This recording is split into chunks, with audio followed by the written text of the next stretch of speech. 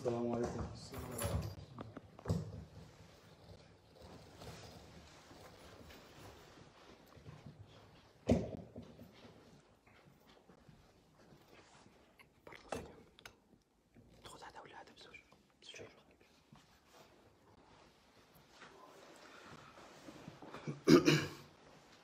بسم الله الرحمن الرحيم والصلاة والسلام على أشرف المرسلين الحمد لله رب العالمين الحمد لله الذي أنزل على عبده الكتاب ولم يجعل له عوجا الحمد لله الذي هدانا لهذا وما كنا لنهتدي لولا أن هدانا الله رب اشرح لي صدري ويسر لي أمري واحلل عقدة من لساني يفقهوا قولي أما بعد السلام عليكم ورحمة الله وبركاته. أولا قبل أن أبدأ الكلام أريد أن أطلب المسامحة لآبائنا ولأعمامنا لأنها سأتكلم بعد قليل بالفرنسية فقط لأن هذه اللغة هي لغة يفهمها الكثير منا. Avant de commencer mon propos, je tenais à présenter mes excuses auprès de nos papas et de nos tontons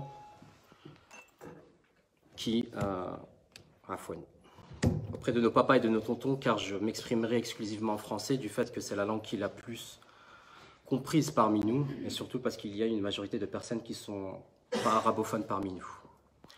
Je tiens dans un second temps également à remercier l'association et la mosquée Al-Medina de Munawwara de m'avoir sollicité pour faire en sorte que je puisse tenir cette tribune face à vous et que je puisse m'exprimer en ce mois de Ramadan. Alors lorsque la mosquée est venue vers moi pour que je puisse intervenir, je n'ai pas forcément pris beaucoup de temps pour réfléchir au sujet que je voulais aborder avec vous. À savoir ce sujet que j'ai intitulé « Allah au centre de nos cœurs, au centre de nos vies ». Et mon propos s'inscrira, bi'idhnillah, en fait, dans la continuité de la khutbah de Jumu'ah que nous avons eue par le biais de notre bien-aimé frère Mohamed, Jazahullah khair, sur la taqwa. Parce qu'il y a un lien justement entre la taqwa et le cœur, et ce lien, il nous est démontré par le prophète alayhi salatu wassalam,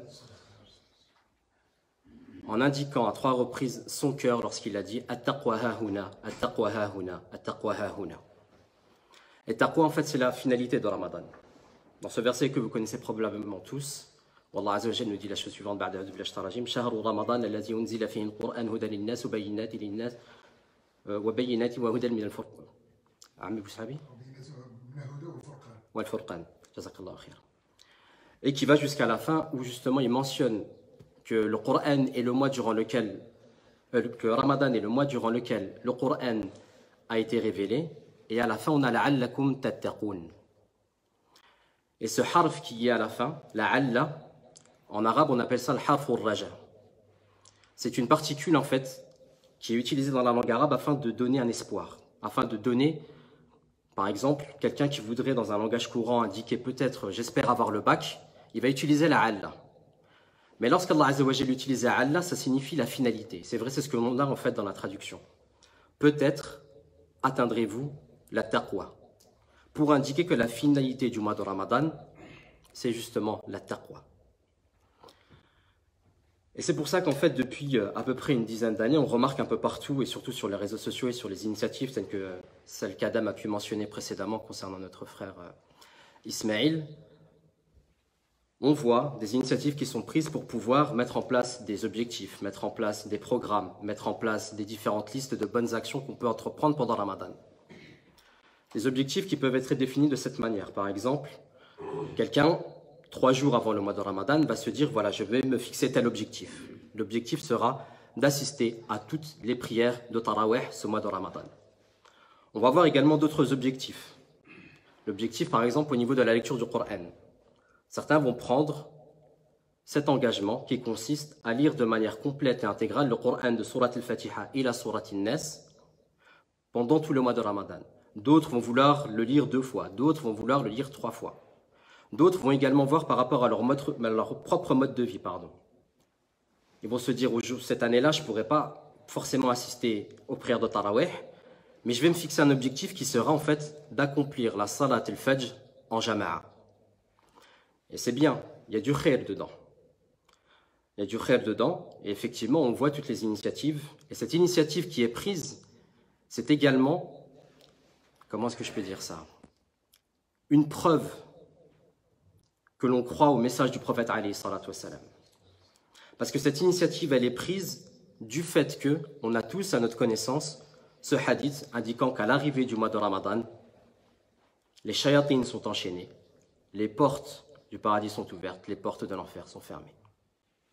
Et on remarque cet engouement chaque jour. Un engouement vers lequel les musulmans et les musulmanes tendent chaque jour, ne serait-ce qu'à voir à travers les masajids. Donc on va être justement dans cette initiative de vouloir mettre en place des actions en espérant, bi'idhnillah, atteindre la taqwa. Mais il faut savoir également ce qu'est la taqwa.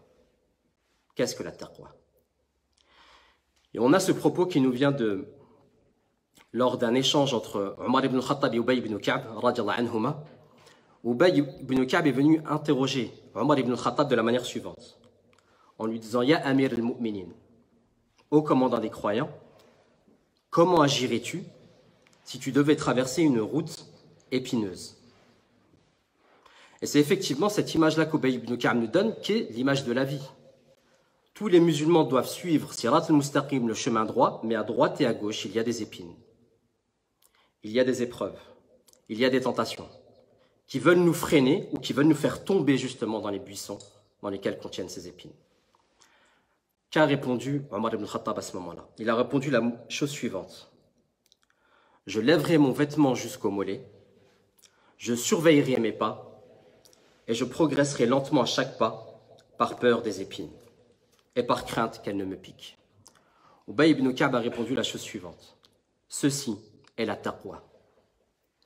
Donc, par rapport aux deux notions que je viens de mentionner, la première s'agissant du fait que la taqwa est dans le cœur, comme nous l'indique le prophète alayhi salatu wassalam, on remarque qu'elle commence dans le cœur et qu'elle continue par l'attitude que les musulmans et les musulmanes peuvent avoir pour prendre leurs précautions sur ce chemin droit.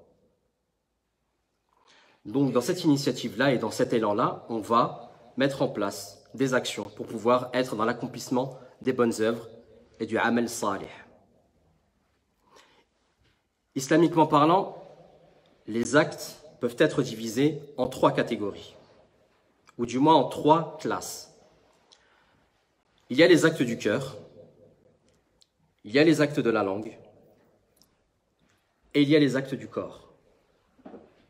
Et on a par exemple ce hadith, que vous connaissez très probablement, qui le mentionne d'une manière exceptionnelle. Le prophète alayhi salatu wassalam nous dit que si on voit une injustice, la première manière d'agir, c'est par la main, donc par le corps. La deuxième manière d'agir, c'est par la langue. La troisième manière d'agir, c'est par le cœur. Et le prophète alayhi salatu wassalam termine en disant que c'est aqallu darajatu min al-iman. C'est le niveau le plus faible de la foi. Donc les actes peuvent être faits par le cœur, par le corps et par la langue. Donc que ce soit les bonnes œuvres ou que ce soit les meilleures œuvres. Est-ce qu'il y en a parmi vous qui peuvent me donner juste un exemple d'une bonne action faite par le cœur, d'une bonne action faite par la langue, d'une bonne action faite par le corps? Est-ce que quelqu'un veut bien répondre? Brahim? Par le cœur, c'est l'intention, c'est par exemple, je fais une dua à quelqu'un. Alors la dua, ça va être avec la langue. Elle part du cœur, effectivement. Mais au final, c'est avec la langue. Quand tu vas faire la dua.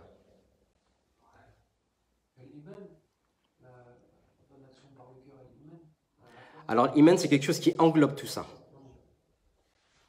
L'action par le cœur, ça peut être tout simplement l'intention.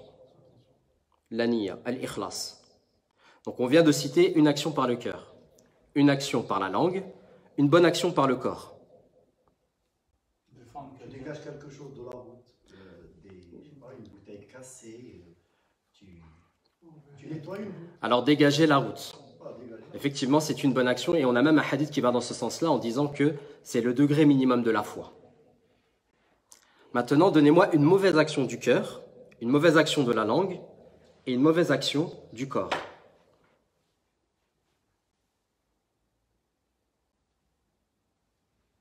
De la langue, insulter quelqu'un. De la langue, insulter quelqu'un. Le corps, voler quelque chose. C'est quoi ton prénom, Habibi? Anas. Barakallahu fik, Anas.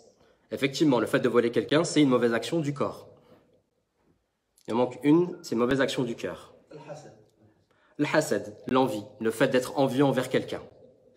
C'est une mauvaise action du cœur. Maintenant qu'on a défini et qu'on a donné des exemples pour chacun, pouvez-vous me dire entre l'action du cœur, l'action du corps et l'action de la langue, quelle est l'action la plus importante? La plus importante si c'est une bonne action, la pire si c'est une mauvaise action. C'est du cœur. Celle du cœur. Est-ce que tu peux me donner une preuve?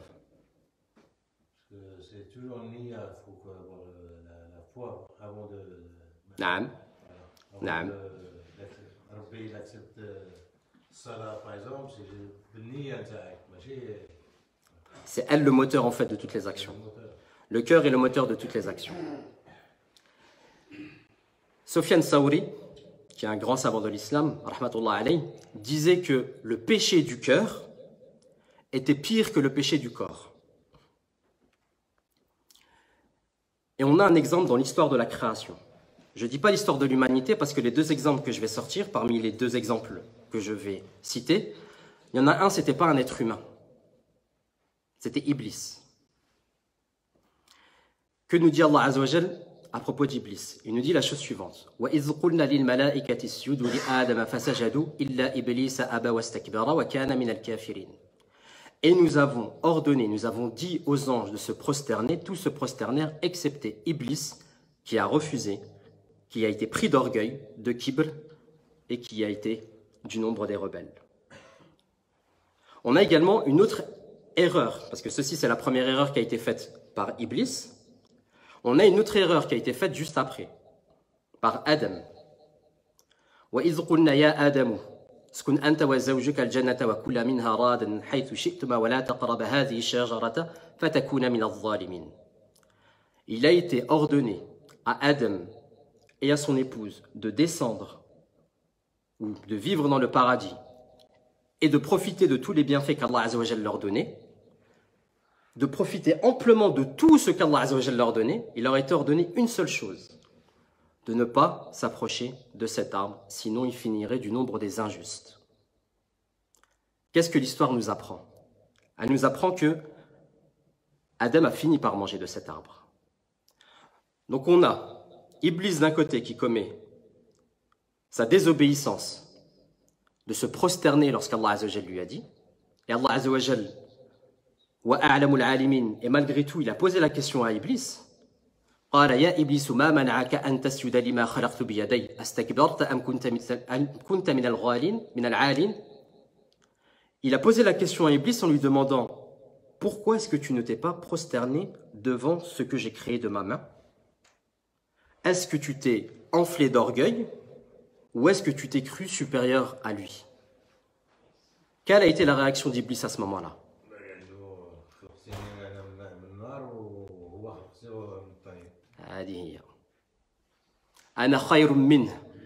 Je suis meilleur que lui.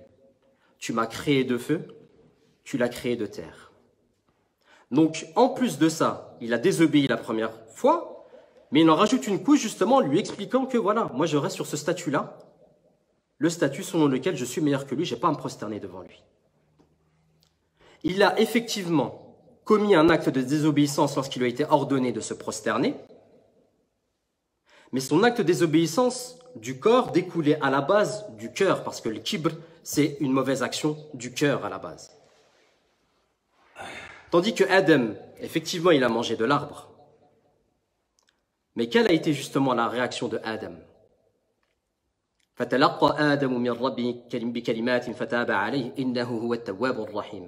Il a été inspiré à Adam des paroles de la part de son Seigneur afin qu'il fasse repentance, qu'il fasse tawba.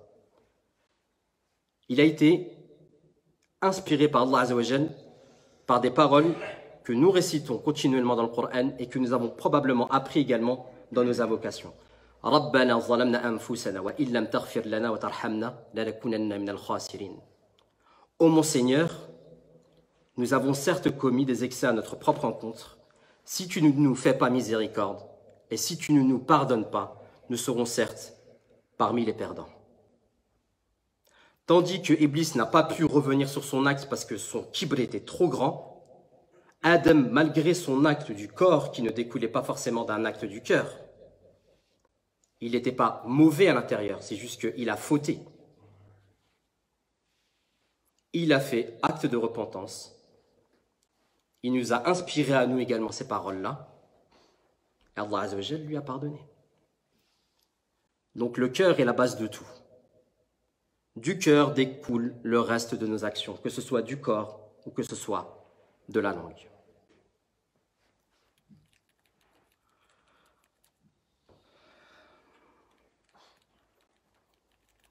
Et pour continuer justement sur cette question du cœur, la plus grande difficulté consistera justement à éduquer le cœur de sorte à ce qu'on puisse accepter les règles. Et tout commence une nouvelle fois, et je le répéterai durant toute mon intervention, commence du cœur. On a ce hadith qui est bien connu. Le prophète alayhi salatu wassalam nous enseigne « Innal halal bayyin, wa innal haram bayyin, wa baynahuma umurun mutashabihat » Le halal est évident, le haram est évident. Entre l'un et l'autre, il y a des choses équivoques, ambiguës, que nous devons laisser de côté. Et je vais quand même citer le hadith jusqu'au bout. Certes, ce qui est halal, permis, est évident. Ce qui est interdit est évident aussi. Mais entre l'un et l'autre, il y a bien des choses équivoques que la plupart des gens ne savent pas distinguer. Qui se garde et se prémunit et se préserve de ce qui est équivoque, purifie sa foi et son honneur. Mais celui qui y tombe, tombe dans ce qui est défendu. Il est semblable au berger qui mène ses troupeaux aux alentours d'un territoire gardé. Le champ gardé d'Allah, ce sont les choses défendues. Et là, on passe à un autre sujet, dans le hadith. En vérité, il y a dans le cœur un morceau de chair qui, en bon état, permet au corps tout entier de prospérer. Et qui, en mauvais état, le corrompt en entier, c'est le cœur. On connaît tous ce hadith, mais la majorité du temps, on s'arrête qu'à la première partie, à savoir que le halal, c'est clair, que le haram, c'est clair, qu'entre, il y a des choses dont on doit se séparer, ou du moins s'éloigner. Mais malgré ça, malgré le fait qu'on sache que le halal est connu et que le haram est connu, pourquoi, même en le sachant, on tombe quand même dans le haram? C'est bien qu'il y a un problème quelque part. Le problème, justement, il est dans la deuxième partie du hadith. Parce qu'on a tendance à vouloir écouter ce hadith et à croire qu'il y a deux sujets qui ne vont pas ensemble. Et qu'il y a deux informations qui nous sont données par le prophète alayhi salatu wassalam. Mais si ça avait été le cas, le hadith il aurait été divisé en deux. Pourtant, le prophète sallallahu alayhi wa sallam, il a réuni dans un seul hadith, un seul message, avec un enseignement qui est global. Le prophète alayhi salatu wassalam, quand il nous dit à la fin du hadith, Ala fil jasadi mudratun idha salahat salaha al jasadu kulluh wa idha fasadat fasada al jasadu kulluh ala wa hiya al qalb. Il y a dans le corps un morceau de chair qui, s'il est bon, le corps en entier sera bon. Mais si il est corrompu, le reste du corps sera corrompu. Et ceci est le cœur. Ce que le prophète alayhi salatu wassalam est en train de nous enseigner dans ce hadith, c'est que la seule manière de se prémunir en premier lieu de tomber dans le haram, c'est l'éducation du cœur. C'est parce que dans ton cœur tu as mis ce dont il a le plus besoin, à savoir la présence d'Allah subhanahu wa ta'ala, la conscience telle qu'il est mentionné dans ce hadith où les enseignements nous ont été apportés par Jibril, la conscience qu'Allah azza wa jal nous voit même si nous ne le voyons pas, c'est la seule chose qui nous permettra de ne pas tomber dans le haram. Car nous sommes des êtres faibles. Car Allah azza wa jal nous a créés faibles. Et que le seul moyen de pouvoir parvenir à nos fins, ce sera d'éduquer nos cœurs. Parce que très clairement, qu'est-ce qui va nous permettre de baisser le regard dans la rue? C'est la purification du cœur. Qu'est-ce qui va nous permettre d'accepter, et je parle bien d'accepter, pas le fait d'accomplir la salat, mais d'accepter accomplir la salat. C'est la purification du cœur. Qu'est-ce qui va nous permettre de rentrer dans cet itinéraire qu'est l'étude du Coran? C'est la purification du cœur. Qu'est-ce qui va permettre à nos jeunes d'arrêter de dépenser de leur temps et dépenser de l'argent dans ces immondices que sont les bars à chicha, si ce n'est pas la purification du cœur awalan. L'éducation du cœur a été la première mission de tous ceux qui ont appelé Allah subhanahu wa ta'ala, à commencer par le prophète alayhi salatu wassalam. Et c'est ce que nous révèle justement la chronologie, C'est ce que nous révèle l'histoire à travers le wahi, à travers la révélation. On est en plein mois de Ramadan. On est en plein mois du Coran. On est tous avec nos masahif, et dans certains masahif, dans certains exemplaires du Coran, on voit au début des sourates cette notion qui indique que c'est une sourate médiniya ou une sourate mekkiya, que c'est une sourate médinoise ou que c'est une sourate mécoise. On trouve également dans d'autres masahif une précision par rapport à cela. On trouve en fait que ce sont des sourates qui ont été révélées avant la hijra ou que ce sont des sourates qui ont été révélées après la hijra.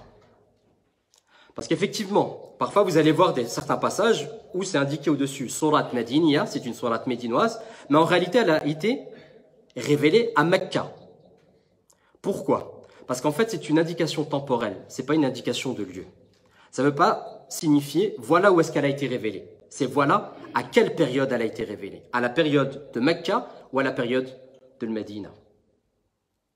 Et au-delà du fait qu'on a cette indication temporelle, donc on arrive à une rupture entre les deux.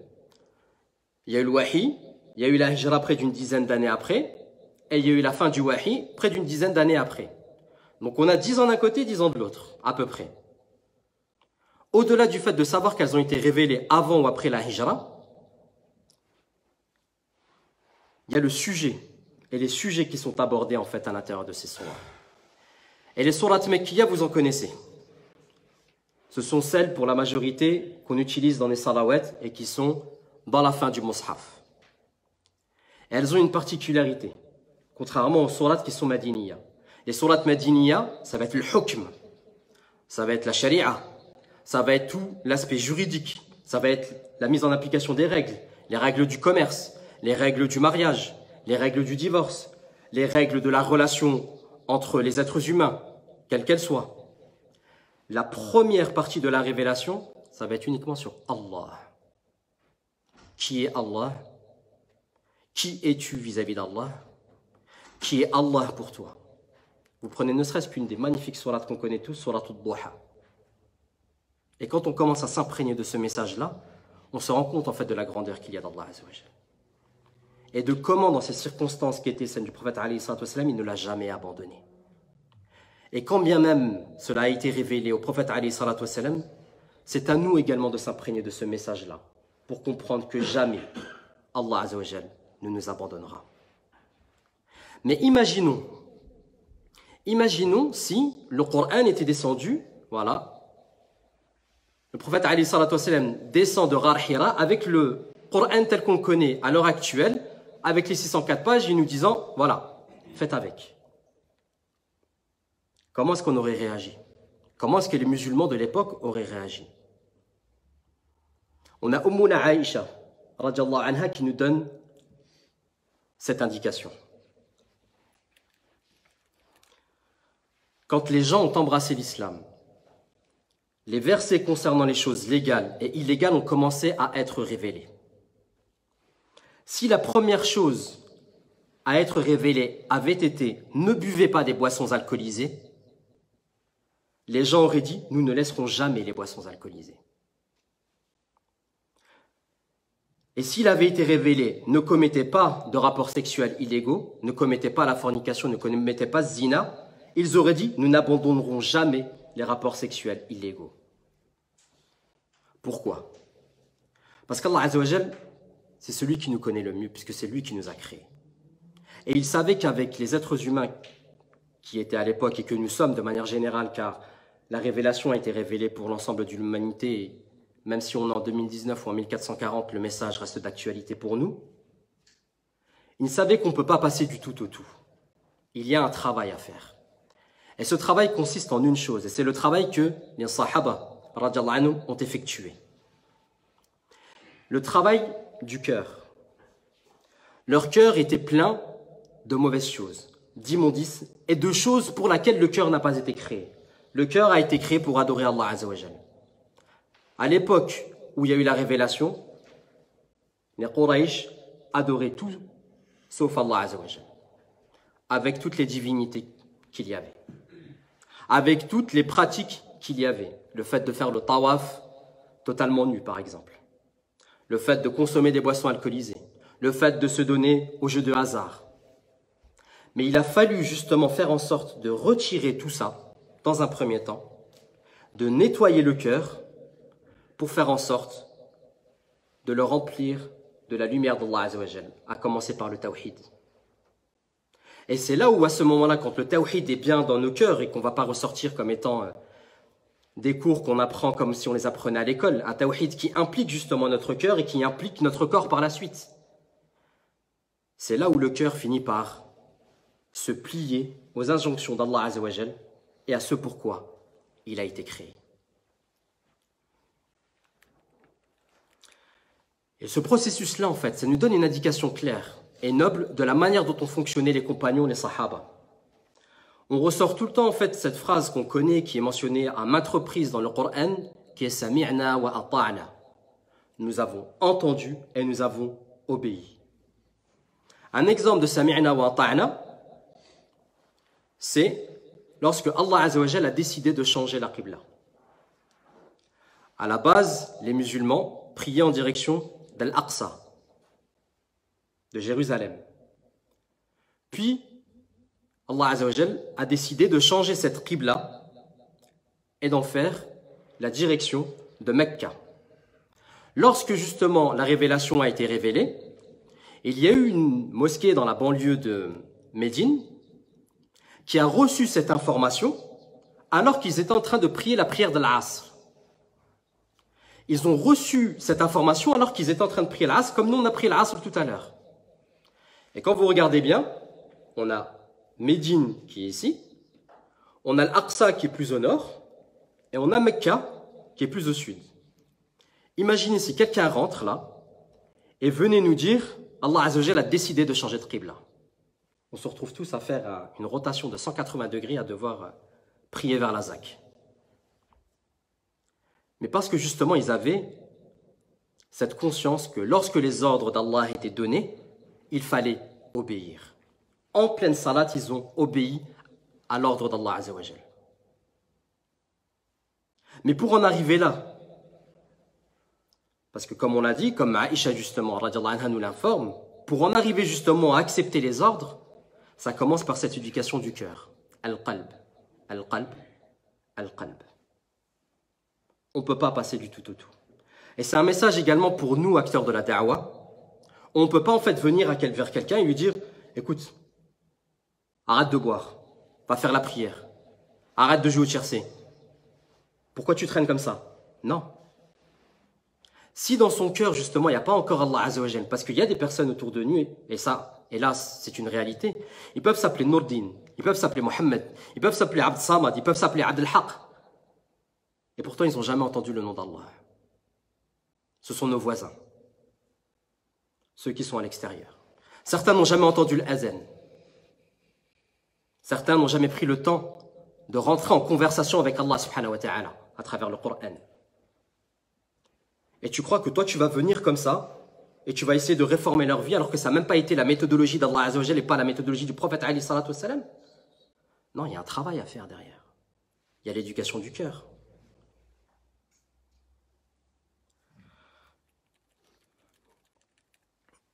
Et justement, dans ce travail de réforme que chaque musulman doit fournir, dans ce travail de réforme également qu'on doit apporter à l'égard de la communauté, on a ce verset qu'on a récité surtout en des périodes troubles, comme il peut y en avoir actuellement et depuis des dizaines d'années maintenant dans les pays musulmans. Et cette ayah où Allah Azza wa Jal nous dit la chose suivante: Inna Allah la yughayyiru bi qawmin hatta yughayyiru ma bi anfusihim. Certes, Allah ne modifie point l'état d'un peuple tant qu'il ne modifie pas ce qu'il y a entre nous, en nous. Et justement, on connaît en fait cette ayah. On a une indication supplémentaire même dans la sunna du prophète alayhi salatu wassalam, où le prophète alayhi salatu wassalam nous dit la chose suivante d'après un hadith rapporté par Thawban. Le prophète alayhi salatu wassalam nous dit la chose suivante: les différentes communautés sont sur le point de se regrouper contre vous, comme se regroupent les gens autour d'un plat. Donc nous, la communauté musulmane, on est venus comme un plat. Et toutes les autres communautés sont venues autour de nous. Et chacun vient tape dans l'assiette. et chacun est en train de manger sa part. C'est exactement la situation qu'on est en train de vivre actuellement, hélas. Et à ce moment-là, il y avait un des sahabis qui interroge le prophète alayhi salatu wassalam et qui lui pose la question: Ya Rasoul, est-ce que c'est dû au fait que ce jour-là on sera peu nombreux? Parce que c'est la première chose logique qui nous vient à l'esprit en fait. S'ils se permettent en fait d'agir de cette manière-là, c'est peut-être parce qu'il n'y a personne pour nous défendre. Et le prophète alayhi salatu wassalam nous donne plus de précision à ce sujet. Il nous dit: ce jour-là vous serez plutôt nombreux, mais vous serez comme l'écume du torrent. L'écume du torrent, c'est cette espèce de mousse blanchâtre, jaunâtre, qu'il peut y avoir au bord de la mer lorsqu'il y a des vagues. L'écume du torrent, quand nous on est à la plage, c'est vraiment ce qui nous dérange le plus et qu'on essaie de se débarrasser le plus facilement. Voilà ce que sont devenus les musulmans. L'écume du torrent, en plus, elle n'a aucune influence, elle n'a aucun effet. Elle ne fait que suivre le torrent. Le torrent l'emmène à droite, elle part à droite. Le torrent l'emmène à gauche, elle part à gauche. Voilà l'état dans lequel sont les musulmans actuellement. Et le prophète alayhi salatu wassalam continue en disant: Allah va retirer de vos cœurs, de vos ennemis, la peur qu'ils avaient de vous, et il mettra dans vos cœurs al-wahn. Un compagnon pose la question: qu'est-ce qu'al-wahn, ya Rasulullah alayhi salatu wassalam? Le prophète alayhi salatu wassalam répond de la manière suivante: Hubbud dunya, l'amour de ce bas monde, et la crainte de la mort. Parce que les deux ne peuvent pas en fait cohabiter dans le cœur.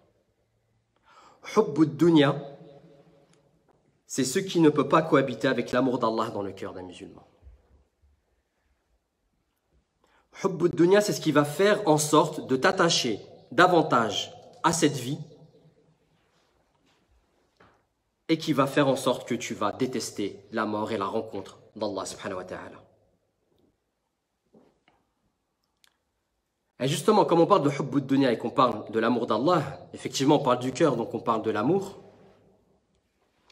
J'aurais juste une question à vous poser, deux questions à vous poser. Là, c'est juste à main levée, donc il n'y aura même pas besoin de répondre ou de prendre la parole.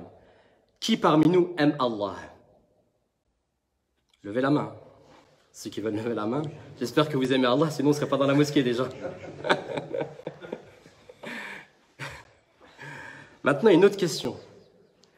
Qui aime Allah plus que tout au monde? Levez la main. Barakallahu fikoum. Vous me rassurez, alhamdulillah. Pour comprendre cette notion d'amour, en fait, effectivement, ouais. On aime tous Allah subhanahu wa ta'ala. On a tous cet amour d'Allah et de son prophète alayhi salatu wassalam dans nos cœurs. Et on espère qu'on aime Allah plus que toute chose. Le problème, c'est qu'effectivement, même si on aime Allah azza wa jal, on n'est pas amoureux d'Allah azza wa jal. Et pour comprendre en fait cette notion d'être amoureux d'Allah azza wa jal, je vais juste prendre deux exemples pour bien comprendre et bien faire un parallèle entre le fait d'être amoureux. On va prendre un exemple pour les femmes, un exemple pour les hommes. Quand une femme est amoureuse d'un homme, comment est-ce qu'elle agit? Une femme, donc une femme mariée bien sûr, amoureuse d'un homme. La première des choses, c'est qu'elle va tout faire pour lui plaire. Elle va même rentrer dans une inquiétude. Si l'homme, habituellement, il rentre à 18h, il est 18h15, il n'est pas encore à la maison, il va commencer à stresser. Une femme amoureuse, elle va même chercher à se préparer pour pouvoir accueillir convenablement son mari, histoire qu'il puisse être satisfait et content d'être rentré à la maison. Une femme amoureuse, elle va faire tout son possible pour décrocher un sourire de la part de son mari. Une femme amoureuse, elle va faire tout son possible pour que son mari lui dise en retour « Je t'aime ». Est-ce que nous, dans notre attitude de tous les jours, c'est ce qu'on fait avec Allah azza wa jal? Est-ce qu'on cherche justement à ce que Allah azza wa jal nous aime en retour? Parce que c'est possible également. Aimer Allah, c'est bien. Que Allah nous aime, c'est mieux. Mais est-ce que notre attitude de tous les jours, notre quotidien, c'est ce qu'il reflète ou non? Le problème, c'est que comme dans le mariage, au bout d'un moment, on va rentrer dans un élan de lassitude. On va considérer Allah subhanahu wa ta'ala comme étant un acquis. C'est bon, moi je suis là, Allah azza wa jalla, il sera là demain. Comme une femme, au bout d'un moment, elle va se lasser et elle va faire les choses qu'elle a à faire uniquement de manière automatique. C'est pour ça que même au niveau de la prière, on va faire la prière de manière automatique. Parfois, on n'est même pas dans la prière. Notre cœur, notre esprit, il est en dehors de la prière, même si notre corps est dans la prière. Non, c'est ça le problème. C'est ça en fait. On n'est pas amoureux d'Allah azza wa jalla, on le considère comme un acquis. Et un exemple, c'est ce hadith que vous connaissez probablement, où le prophète alayhi salatu wassalam nous indique que toutes les nuits, Allah azza wa jalla descend au ciel le plus bas pour aller à la rencontre de ses créatures. Et il dit, qui est là pour me demander pour que je l'exauce? Qui est là pour me demander pardon pour que je lui pardonne? Qui est là pour me demander miséricorde pour que je lui fasse miséricorde? Mais il y a un problème, pas dans le hadith, il y a un problème dans nous à cause d'un élément du hadith. Le problème c'est kulla yawmin, chaque jour. Donc pour nous c'est un acquis en fait. On ne va pas se réveiller demain pour aller à la rencontre d'Allah azza wa jalla, alors qu'Allah azza wa jalla est là et entre guillemets il t'attend, uniquement pour te faire bénéficier de ses largesses, bénéficier de ses grâces, bénéficier de son pardon, bénéficier. En fait tu as un problème. Au dernier tiers de la nuit, Allah azza wa jalla est là, il peut te l'exaucer, il peut te le résoudre. Mais pour nous, c'est un acquis. Pourquoi? Parce qu'il est là toutes les nuits. Non, je ne me réveillerai pas demain. De toute façon, après-demain, il sera là. Il était là hier. Hélas, c'est ce que notre comportement reflète. Donc, on n'est pas amoureux d'Allah azza wa jalla. Un exemple maintenant pour les frères, ça va être l'exemple d'un élément qui est dans notre vie de tous les jours, qui est au niveau du football. Un frère, il va être amoureux d'un joueur de foot, il va être amoureux d'une équipe de foot, il va passer son temps à pouvoir s'informer sur cette équipe de foot, chercher les résultats, revoir les buts, voir le match en live, voir les commentaires qui sont faits, voir les notes du match, voir les notes des joueurs, chercher chaque été, chaque hiver le transfert, qu'est-ce qui est parti, qu'est-ce qui est arrivé. Il va même dépenser de son argent et de son temps pour pouvoir assouvir cette passion et cet amour qu'il a à l'égard de son club. Il va faire des voyages, il va dépenser de l'argent, payer un ticket d'un match qui coûte entre 70 et 150 € quand c'est un match normal. Et nous, on n'est pas amoureux d'Allah azza wa jalla. Parce que quand la mosquée nous demande ne serait-ce que 5 €, on n'est pas là. 75 €, 150 € pour payer un ticket d'un match de foot, on les a. 5 € pour la mosquée, il n'y a personne. Et pourtant, les 150 € que tu as investis dans ton match, clairement, une fois que le match il est terminé, ça reste qu'un souvenir. Alors que les 5 € que tu as investis dans la mosquée, tu l'as investi pour toi en réalité. Tu l'as investi fi dunya ou fi l'akhira. Allah azza wa jalla te rend multiplié fi dunya et tu construis également ta demeure fi l'akhira. Pourquoi? Parce qu'on n'est pas amoureux d'Allah azza wa jalla. C'est pas vrai. Et tout à l'heure, je vous ai posé la question de savoir si notre amour pour Allah azza wa jalla était plus fort que tout ou si on aimait Allah azza wa jalla plus que tout. En réalité, cette question, la réponse, on l'a uniquement dans nos actions comme dans toute chose. On ne répond pas par la parole. On répond uniquement par nos actions. Et la réponse à cette question, on l'a uniquement quand on a le choix entre une chose et une autre chose. On va prendre l'exemple de quelqu'un qui a un restaurant. Il est restaurateur. Un restaurant qui, machallah, tourne bien. Un restaurant à destination des musulmans. Donc effectivement, ils vendent de la viande halal. Taïb, tout est super. Mais il se dit que s'il élargissait un peu sa clientèle, il pourrait augmenter sa part de marché et augmenter justement ses revenus. Pour élargir sa clientèle, il va falloir qu'il s'adresse à un autre type de clientèle. C'est pour ça qu'il est en train de réfléchir à vendre de l'alcool. Et il va finir par le faire. En se disant, écoute, moi je vends, celui qui veut, il boit, celui qui veut pas, il boit pas. À ce moment-là, il aura fait passer Allah azza wa jalla après l'argent. Parce que pour lui, l'argent était plus important qu'Allah azza wa jalla. Et des cas comme ça, on en a plein. On en a un également tous les jours. As-salatu khayru minan nawm. Salatu khayru minan nawm, que l'on traduit par la prière est meilleure que le sommeil. d'une certaine manière, c'est une autre forme de dire Allahu Akbar. Parce que la salat, on l'a fait pour qui? On l'a fait pour Allah. Akbar, c'est un superlatif, un comparatif. Khayr, c'est exactement la même chose.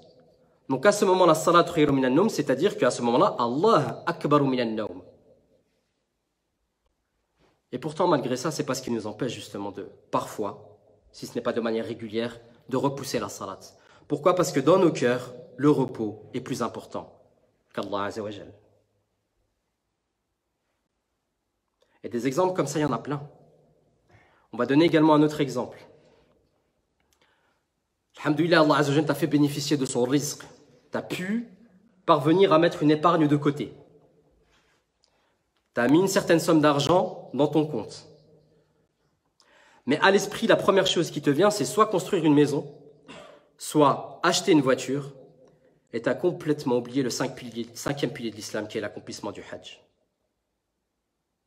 Alors qu'à ce moment-là, une fois que tu as atteint les conditions, en réalité, tu n'as pas le choix. Tu dois répondre à l'appel d'Allah. Mais pour toi, dans ton cœur, dans nos cœurs, la maison, la voiture est plus importante qu'Allah Azza wa Jal.